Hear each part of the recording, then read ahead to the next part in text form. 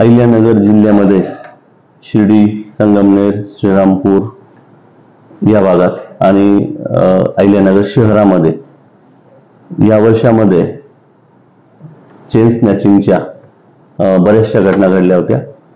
सदर घटनेचं गांभीर्य लक्षात घेऊन जिल्ह्याचे पोलीस अधीक्षक श्री राकेशजी ओला सर यांनी सातत्याने सदर आरोपी अटक करण्यासंबंधी स्थानिक गुन्हे शाखेला आदेश दिले होते।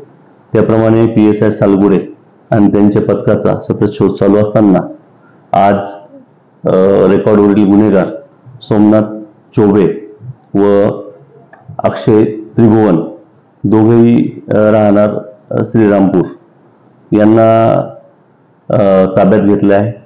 त्याच्यासोबतच त्यांनी अजून त्यांचे 2 साथीदार यांना पण आपल्या पथकाने ताब्यात घेतलेला आहे। या आरोपितांनी जिल्ह्यात केलेल्या एकूण 13 चेन स्नॅचिंगच्या घटना या आरोपितांकडून उघडकीस आलेल्या आहेत। आरोपितांकडून एकूण 15 तोळे सोनं किमती साधारण 11,76,000 रुपयाचं हस्तगत करण्यात आलेलं आहे।